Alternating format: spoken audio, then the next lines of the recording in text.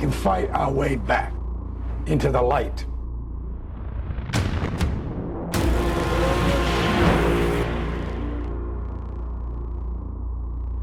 We can climb out of hell.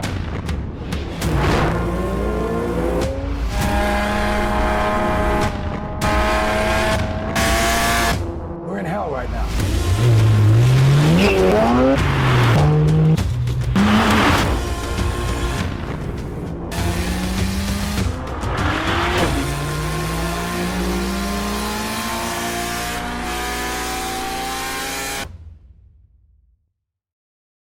Bonjour à tous, bienvenue sur The Glove Driver et vous avez vu la miniature.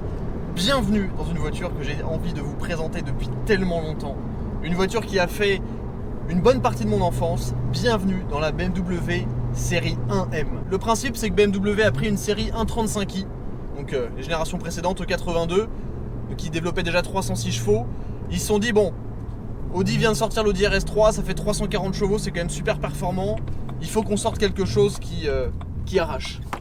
Donc ils ont pris la 135i, ils ont gardé le moteur, le N54, 3 litres, 6 cylindres en ligne, biturbo. Ils l'ont fait monter à 340 chevaux, 500 Nm de couple. Ils ont mis les trains roulants de la M3 E92, beaucoup de parties de la M3 E92, elle est super bodybuildée, je vais vous la montrer juste après. Et ça donne une espèce de muscle car allemande avec un châssis super court, énormément de puissance. Et là encore plus de puissance parce que cette voiture, elle appartient à Shiftech Luxembourg. Vous connaissez sûrement Shiftech, spécialiste de l'optimisation moteur, de la reprogrammation, de la pose de ligne d'échappement. Aujourd'hui, c'est eux qui nous ont invités au Luxembourg, les petites routes sur lesquelles on se trouve, pour essayer cette voiture. Et vraiment, je les remercie. Si vous ne connaissez pas Shiftech, n'hésitez pas à aller regarder le lien dans la description. Ils travaillent extrêmement bien. Et je pense qu'on va continuer à travailler ensemble dans le futur pour vous proposer d'autres essais de voitures comme celle-ci.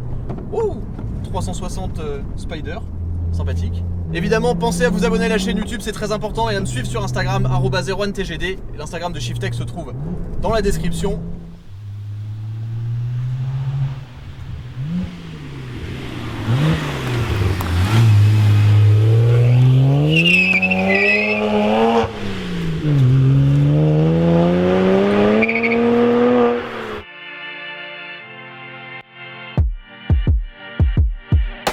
A l'époque, dans la gamme série 1, c'était la 135i qui faisait office de voiture sportive de la gamme. On n'avait pas vraiment d'équivalent M. Sauf qu'un jour, BMW se sont dit que quand même, ils allaient faire les choses en un peu plus gros. Et ça a donc donné lieu à la 1M. Alors moi, personnellement, c'est une voiture que j'ai toujours adorée. Déjà par le look, parce qu'il faut savoir que la voiture est 55 mm plus large qu'une BMW 135i. La raison pour ça, c'est qu'il a fallu faire rentrer les trains roulants de la BMW M3 E92. Le cœur de cette BMW 1M, c'est évidemment le moteur, qui se trouve, comme dans toutes les BMW, à l'avant. Donc c'est un 6 cylindres en ligne, 3 litres biturbo, appellation N54 pour les puristes. Alors d'origine, c'est un moteur qui développe 340 chevaux et 500 Nm de couple. Sauf que là, forcément, on est chez Shiftech, ils ont optimisé la voiture. Donc on a un stage 1, on a un intercooler Wagner, un filtre à air BMC, donc tout ça pour que ça respire encore mieux. Et donc la voiture sort dans les 420-430 chevaux pour 600 Nm de couple. Donc j'ai déjà essayé la voiture, ça arrache et c'est assez génial. Au niveau des suspensions, on a des KW V3, donc pour apporter encore plus de maintien et de stabilité à la voiture. Et au niveau de la ligne d'échappement, on a un 4-bac Miltech, on n'a pas de silencieux intermédiaire, on a encore les catalyseurs, mais ça fait un super son, ça reste assez métallique et vous allez l'entendre, c'est vraiment très sympa. Mais ça, c'est un moteur qui est vraiment connu pour être ultra coupleux et ça se ressent à la conduite. De 1500 à 7000 tours, c'est une vague de couple, surtout au moment où il y a vraiment les turbos qui se déclenchent. C'est un très gros moteur dans une toute petite voiture et c'est ça qu'on aime.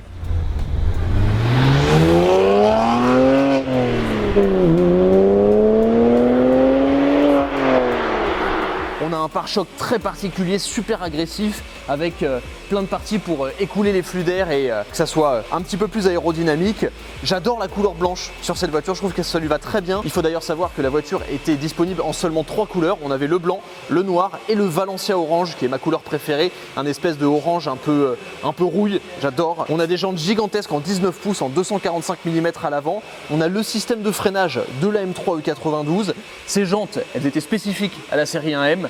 Je trouve que ça lui va tellement bien, elles sont un petit peu concaves et avec ces ailes surdimensionnées, La voiture est vraiment magnifique, surtout qu'elle est très très compacte. On a évidemment les rétroviseurs de la M392, ici des badges M. On va s'intéresser à l'intérieur après. Là encore, les ailes à l'arrière, c'est une folie. Elle est tellement musclée cette voiture. À l'arrière, on a aussi des jantes en 19 pouces. Donc sur cette voiture, les pneus c'est du Michelin PSK13, donc ça va nous donner beaucoup de grip, mais ça n'empêche pas le caractère joueur de la voiture.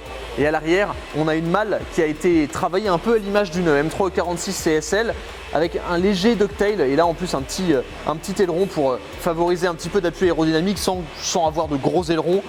Quadruple sortie d'échappement, ça c'est pareil, c'était assez cool d'avoir 4 sorties d'échappement sur une série 1M. Quelque chose que j'adore avec les BMW de ces générations, c'est la simplicité de l'intérieur. Là en plus dans la 1M on a pas mal de trucs assez spécifiques. On a beaucoup d'Alcantara avec des surpiqûres orange. Donc on a ici cette partie en Alcantara qui est très sympa, qui habille un petit peu la planche de bord. Alors évidemment c'est très plastique, mais c'est une voiture à l'ancienne et c'est pas forcément pour ça qu'on achète une 1M. Voilà, si on veut avoir une voiture de ce calibre et si on veut avoir une très belle finition intérieure, il faut aller sur une autre marque ou mettre beaucoup plus de budget. Petit volant avec une jante bien épaisse, la position de conduite est super bonne et vous l'aurez remarqué, très important dans cette voiture, on a des sièges baquets qui sont extrêmement rares. Il faut savoir que sur le marché de l'occasion, ces sièges-là, ça se revend entre 2500 et 4000 € le siège selon l'état. Donc là c'est une super addition à l'intérieur, ils sont en Alcantara, ils maintiennent très bien. Seul petit défaut peut-être, j'aimerais qu'on soit assis un petit peu plus bas, mais je sais qu'on peut acheter des accroches en bas pour rabaisser encore plus le siège. Après moi je suis assez grand. Forcément, on a ici de l'Alcantara sur les poignées, de l'Alcantara sur les portes. Ici, on a la casquette de compteur qui est aussi en Alcantara avec les surpiqûres orange. Et bien sûr, le contour à droite avec l'inscription M. On sait qu'on est dans une M. On a ici marqué M sur le côté. On sait qu'on est dans une M. L'ambiance est ultra reconnaissable. On a le bouton M ici pour passer en mode MDM, donc pour commencer à désactiver un petit peu l'ESP, le bouton ESP ici, boîte manuelle, un pédalier très rapproché, ça c'est quelque chose que j'adore chez BMW, mais ayant déjà conduit la voiture, on fait un talon de pointe super facile, l'embrayage est court, le débattement de la boîte pareil est assez court, assez précis, bref, il n'y a plus qu'à l'essayer parce que je sens qu'on va bien s'amuser.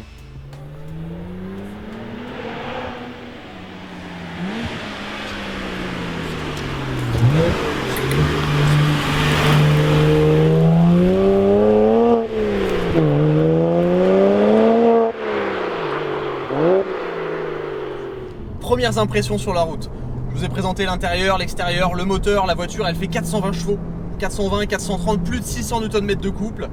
Et dans un si petit châssis, c'est quelque chose d'absolument génial.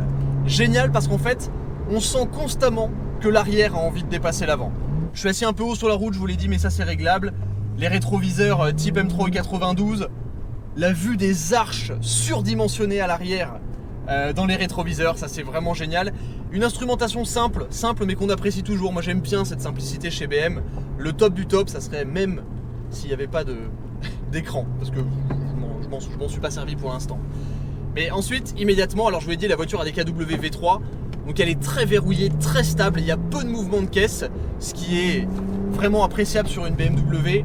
La direction, c'est vraiment du caviar sur cette voiture. Je pense que c'est l'une des meilleures directions dont j'ai jamais fait l'expérience. Elle est tellement précise, elle se charge légèrement lorsqu'on rentre dans le virage, et dès que l'arrière se déleste un petit peu, parce que forcément il y a beaucoup de puissance, on retrouve énormément de sensations au volant. On a vraiment un très bon feeling sur ce que fait le train avant, et ça je dois dire que c'est quand même super appréciable. Alors là je suis pas en ESP off, je suis en MDM, donc c'est le mode on va dire intermédiaire. Et déjà vous le voyez, ça glisse, ça glisse constamment. Alors on est chaussé sur des bons pneus, hein, c'est du Pilot Sport 4S, mais quand même ça glisse. Et on retrouve immédiatement avec la puissance de ce moteur les roues arrière qui patinent en permanence.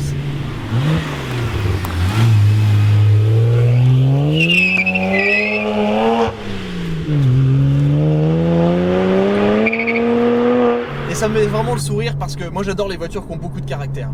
Et là, en termes de caractère, on peut difficilement faire mieux. Parce qu'on est dans une toute petite voiture, c'est très directionnel, ça a envie de se placer, le freinage est vraiment puissant, les pédales sont super rapprochées, on peut vraiment maîtriser la voiture. Hop, vous voyez, talon pointe, très facile à faire. Et là, si je mets un peu trop de gaz, on sent la voiture qui a envie de sortir en permanence.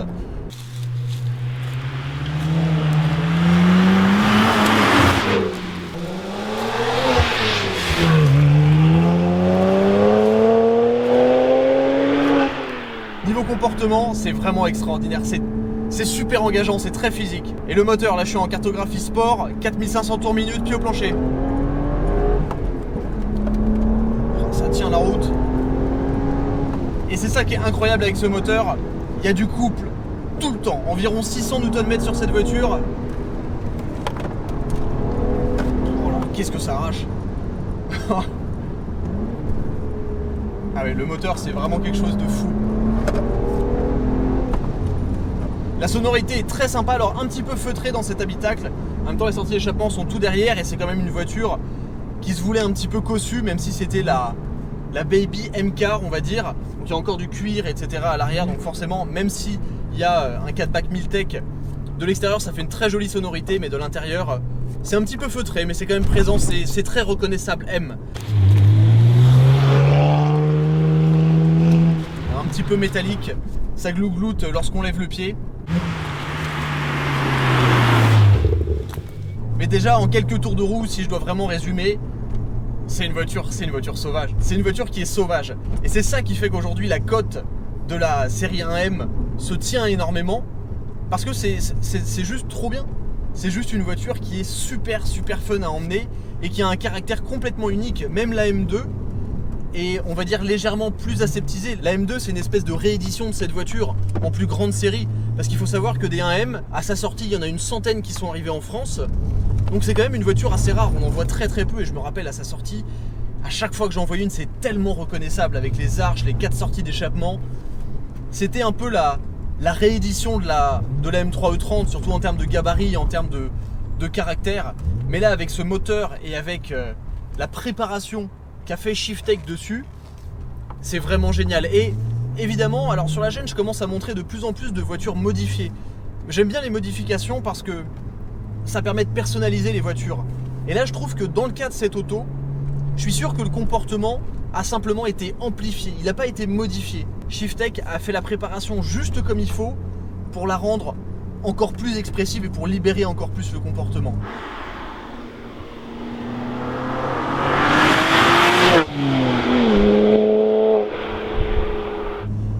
Mais j'avoue que la voiture elle est précise en entrée, on sent que dès qu'il y a un petit peu des lâchers de gaz ou du frein en virage, l'arrière va avoir envie de se balader.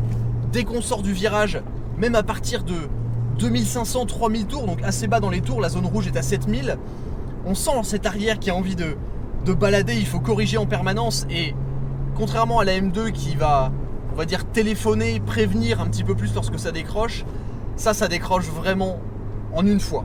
C'est-à-dire que très vite on se retrouve à l'équerre, il faut être rapide au niveau du volant. Et ça c'est des comportements qu'il faut apprendre à maîtriser et qui sont quand même super fun. Et pour une voiture qui est pas si âgée que ça, avoir un comportement encore si sauvage, c'est vraiment très marrant. Aujourd'hui une BMW 1M ça se touche dans les 40, 45, 50 000 euros en fonction des configurations, en fonction du kilométrage. Et ce moteur c'est vraiment...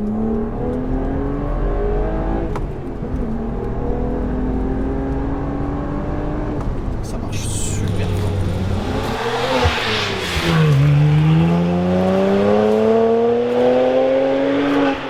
Et ce qui est dingue c'est que c'est un moteur biturbo mais il y a vraiment du couple en bas. Et ça c'est super fun parce que l'accélération peut être très progressive. Et on sent d'ailleurs qu'il ne faut pas être brutal et remettre pied au plancher en sortie de virage parce que sinon ça va pas être très efficace quoi, surtout sur piste. Et en parlant de piste, on va se téléporter immédiatement sur le circuit de Spa-Francorchamps. On va pouvoir exploiter cette 1M à fond et je pense que ça va être très fun. A tout de suite. Malheureusement, suite à un contretemps technique, je n'ai pas pu essayer la voiture sur le mythique tracé de Spa, mais je vais vous résumer ce que je pense de cette fabuleuse BMW 1M coupé. Cette voiture est aujourd'hui un vrai collector et je comprends pourquoi. Lorsque l'on additionne ce moteur rageur, ce châssis court et joueur, ce train avant et cette direction d'une précision phénoménale et bien sûr ce design hors du commun, on obtient une voiture à part, tout simplement. Une voiture que j'ajoute désormais à la liste des autos que je rêverais d'un jour posséder, ma BMW M préférée, après bien sûr la M3 E46 CSL. Merci à Shiftech Luxembourg pour l'opportunité de vous présenter cette voiture, merci à vous d'avoir regardé, j'espère que la vidéo vous a plu, et je vous dis à très vite sur The Glove Driver.